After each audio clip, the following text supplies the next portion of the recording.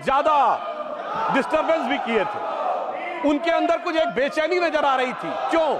क्योंकि मोदी जी ने लगातार 3 बार स्पष्ट बहुमत प्राप्त करके वो कार्य किया है जो पंडित जवाहरलाल नेहरू जी के रिकॉर्ड की बराबरी कर ली। और इसलिए शायद हमारे विरोधियों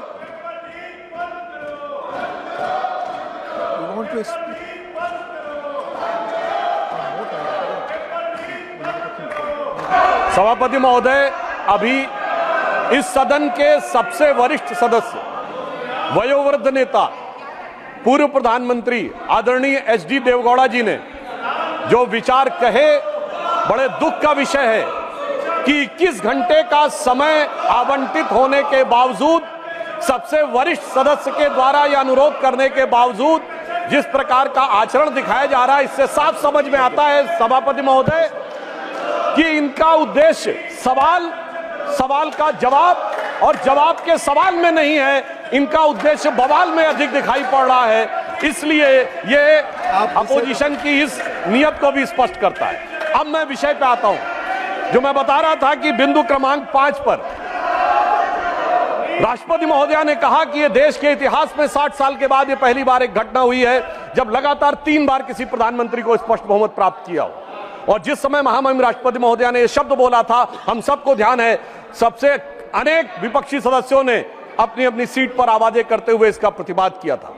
संभवतः उनके मन में इस बात के लिए स्वीकार्यता नहीं हो पा रही थी कि यह कैसे हो गया कि लगातार तीसरी बार मोदी जी के नेतृत्व में भारत की जनता ने स्पष्ट जनादेश दिया और पंडित जवाहरलाल नेहरू जी का वो रिकॉर्ड जिसके ऊपर वो बहुत इतराते थे, उसकी बराबरी हो गई।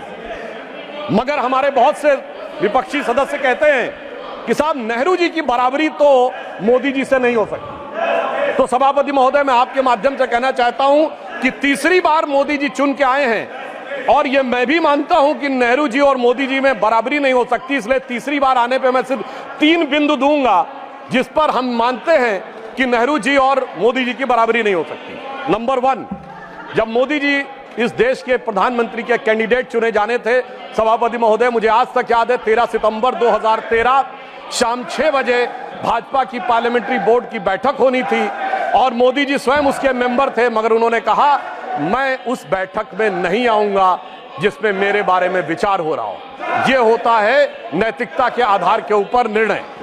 और उस समय राजनाथ सिंह जी पार्टी के अध्यक्ष थे, तो मुझे यह दायित्व दिया गया था कि मैं मोदी जी को रिसीव करके अध्यक्ष के कमरे में बैठा लूं और जब बैठक समाप्त हो जाए तो सब एक साथ जाएंगे प्रेस कॉन्फ्रेंस में घोषित करने के लिए। और महोदय, पूरा पार्लियामेंट्री बोर्ड एक मत था, सारे कार्यकर्ता एक मत थे और पूरा देश एक मत था और तब प्रधानमंत्री के कैंडिडेट मोदी जी घोषित हुए।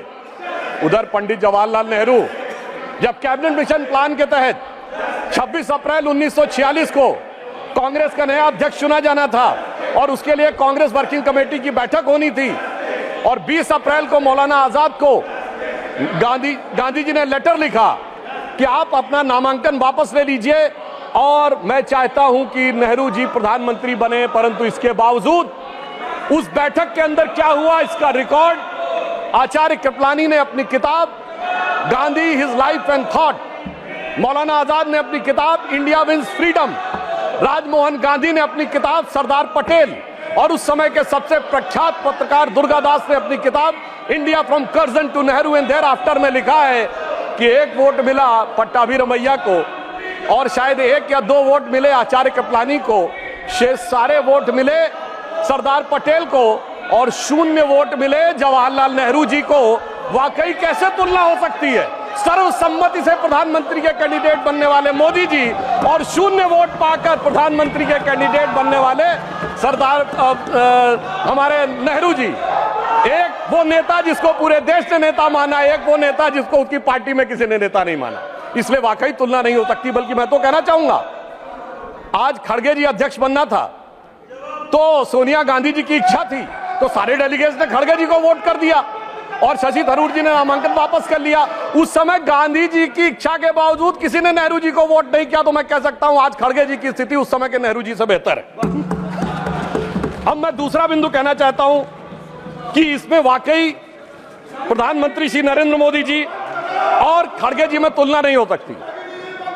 देखिए, नेहरू जी ने के विषय में प्रख्यात शायर मजरू सुल्तानपुरी ने एक आर्टिकल लिख दिया था कि उनकी कार्यशैली में हिटलर की झलक दिखती है, और उसके बाद सभापति महोदय 2 साल जेल में रहे थे। और यहां मोदी जी के समय में हिटलर की मौत, मोदी जी की मृत्यु की कामना और कब्र खुदेगी जैसी बात कहने वाले लोग तो छोड़िए, जिन्होंने बोटी बोटी की बात कही थी वो सम्मानित सदस्य होकर अगले सदन में आ गए, और इसके बावजूद किसी पे कोई कार्रवाई नहीं हो रही है। तो मैं मानता हूं कोई तुलना नहीं है मोदी जी और नेहरू जी की।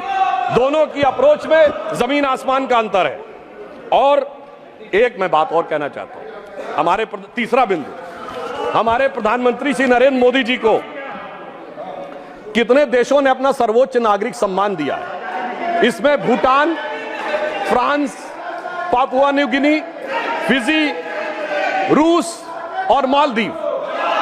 और मेरे विरोधी विशेष रूप से सुने, इसके अतिरिक्त तमाम मुस्लिम देश, Egypt, Saudi Arabia, United Arab अमीरात, बहरीन, अफगानिस्तान और विशेषकर ध्यान दें फिलिस्तीन, इतने देशों ने अपना सर्वोच्च नागरिक सम्मान प्रधानमंत्री श्री नरेंद्र मोदी जी को दिया, जो भारत के इतिहास में किसी मंत्री को नहीं मिला। और प्रधानमंत्री जी ने किसको सर्वोच्च सम्मान दिया? हमने भारत के, हमारी सरकार ने और सरकार की बनाई समिति ने सिर्फ हमारे नेताओं स्वर्गीय अटल बिहारी वाजपेयी जी और आदरणीय लाल कृष्ण आडवाणी जी को ही भारत का सर्वोच्च नागरिक सम्मान नहीं दिया, हमने कांग्रेस के भी नेताओं को सम्मान दिया। कांग्रेस के 3 बड़े नेताओं को भारत रत्न मिला। मदन मोहन मालवीय जी को हमारी सरकार में भारत रत्न मिला, प्रणब मुखर्जी जी को हमारी सरकार में भारत रत्न मिला, पीवी नरसिम्हा राव जी को हमारी सरकार में भारत रत्न मिला, हमारी पार्टी के नहीं थे परंतु कर्पूरी ठाकुर जी को भारत रत्न मिला, और कांग्रेस के नेता एससी जमीर और तरुण गोगोई जी को पद्म अवार्ड मिला। दूसरी तरफ नेहरू जी ने क्या किया? न किसी से अवार्ड मिला। अरे भाई, दूसरी पार्टी छोड़िए, अपनी पार्टी के सरदार पटेल और बाबा साहब अंबेडकर को भी नहीं दिया, उन्होंने अपनी सरकार से खुद को भारत रत्न ले लिया। यानी एक मोदी जी जिन्होंने सबको भारत रत्न दिया, और एक उनकी सरकार जिसमें खुद को भारत रत्न मिल गया। तो मैं मानता हूं कि इन तीनों बिंदुओं पर नेहरू जी और मोदी जी में कोई तुलना नहीं है। इसलिए मैं कह सकता हूं कि मोदी जी नेहरू जी की तुलना में एक अतुलनीय प्रधानमंत्री हैं, और उन्होंने यह अतुलनीय उपलब्धि हासिल की। और एक बात और कहूंगा अंत में, वाकई दोनों में बराबरी नहीं है। हम लोग बचपन में एक बड़ा गीत था जो हमारी पीढ़ी और हमसे पहले वाली पीढ़ी ने अवश्य सुना होगा कि दे दी हमें आजादी बिना खड़क बिना ढाल। उसमें एक लाइन थी कि फूलों की सेज छोड़ के दौड़े जवाहरलाल, वो तो फूलों की सेज पे थे, और हमारे प्रधानमंत्री जी चाय की केतली लेके प्लेटफॉर्म पे दौड़े नरेंद्र लाल। दोनों में जमीन आसमान का अंतर था। वो जवाहरात के लाल थे और नरेंद्र मोदी जी गुदड़ी के लाल थे। वो हीरे जवाहरात के बीच में उनका बचपन गुजरा, और इन्होंने गुदड़ी के लाल ने निकलकर आज भारत माता का भाल जिस ऊंचाई तक पहुंचाया है, उसके लिए सारा देश उन पर गर्व करता है। अब मैं पिछली बात को छोड़कर इस पे आता हूं कि इस तीसरे टर्म में हमारी सरकार किस प्रकार की बातों पर विचार करने की तरफ ध्यान दे रही है। राष्ट्रपति महोदया ने अपने बिंदु क्रमांक 5 में इस विषय का उल्लेख किया है, रिफॉर्म, परफॉर्म और ट्रांसफॉर्म। आने वाले समय में सबसे बड़ी चुनौती हमारे सामने आने वाली है, वो है एनर्जी, और एनर्जी में ग्रीन एनर्जी। हमारी सरकार ने, प्रधानमंत्री श्री नरेंद्र मोदी जी ने इस विषय को बहुत पहले से ध्यान कर इस बात को समझ लिया कि आने वाला एरा ग्रीन एरा है।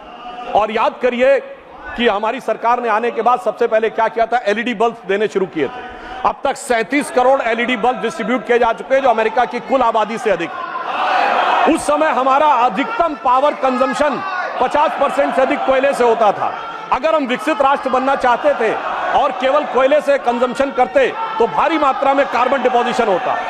ग्रीन एनर्जी का टारगेट जो हमारी सरकार ने रखा, प्रधानमंत्री जी के नेतृत्व में यह टारगेट रखा गया कि 2030 तक भारत की इंस्टॉल्ड कैपेसिटी पावर जनरेशन का 40% क्लीन एनर्जी से होगा। और हमेशा सरकारों में देर में होता है कार्य, मगर महोदय मैं बताना चाहता हूं, पहली बार भारत के इतिहास में वो 40% install capacity by clean energy का टारगेट 8 साल पहले 2022 में अचीव कर लिया गया। और अब 2030 के लिए रिवाइज टारगेट 50% क्लीन एनर्जी का हो गया है।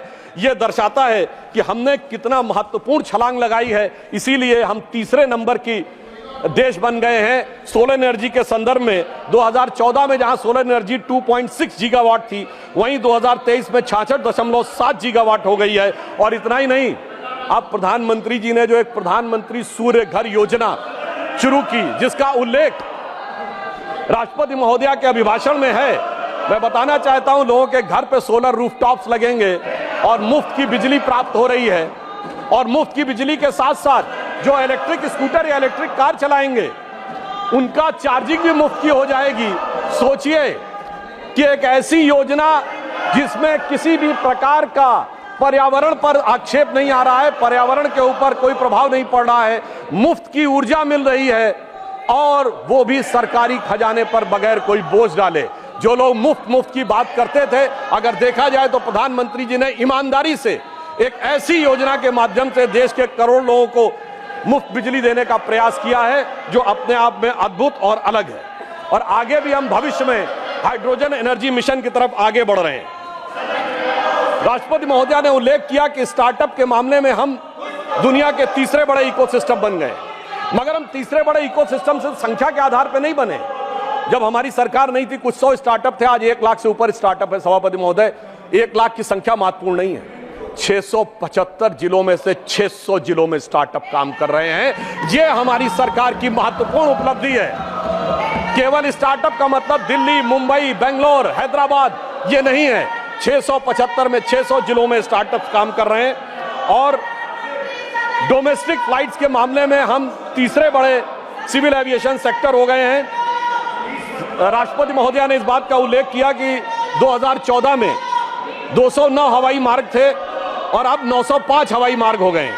अब लगभग हर राज्य में एक एयरपोर्ट जरूर है।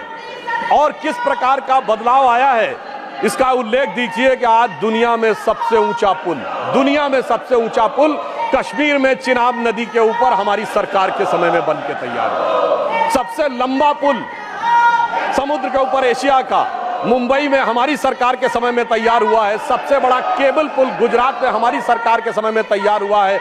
और नदी के नीचे से चलने वाली मेट्रो कोलकाता में हमारी सरकार के समय में तैयार हुई है।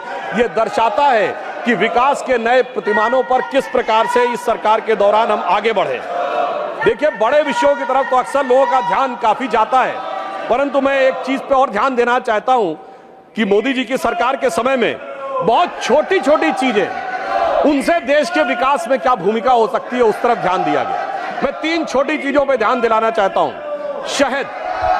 शहद हम सब बहुत सामान्य रूप से यूज करते हैं। हनी, शहद का निर्यात 2014 में 445 करोड़ था और 9 सालों में बढ़कर 1623 करोड़ रुपए हो गया। किसानों, खिलौना, देखिए जब हम चाइना की बात करते तो बहुत सी बात होती थी, खिलौने हमारे यहाँ क्यों नहीं बन सकते।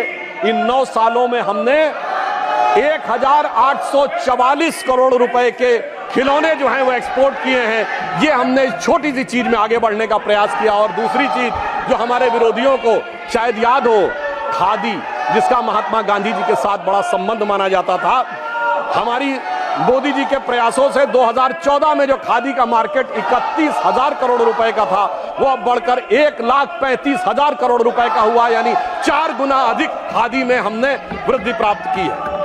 और बड़े स्तर पर अगर हम देखें तो डिफेंस मैन्युफैक्चरिंग, जो कि हमारी सरकार आने से पहले होती नहीं थी, जिसकी वजह से हम सिर्फ हथियार खरीदते थे और अपने आप बनाने की हमारे अंदर सामर्थ्य तो थी और सरकारों में इच्छा शक्ति नहीं थी। और अब स्थिति यह आई है कि अब 1 लाख करोड़ रुपए की डिफेंस मैन्युफैक्चरिंग इस सरकार के कार्यकाल में हो रही है। डिफेंस एक्सपोर्ट हमारा 18 गुना बढ़ा है।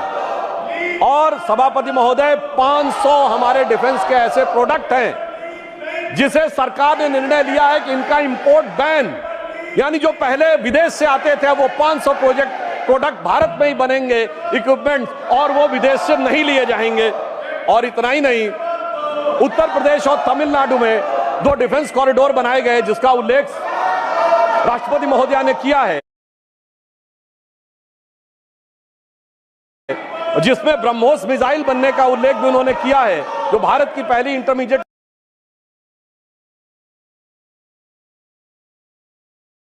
रेंज बैलिस्टिक मिसाइल है और जिसे हमने एक्सपोर्ट करने की शुरुआत की और फिलीपींस पहला देश बना जिसने वो एक्सपोर्ट का ऑर्डर लिया है।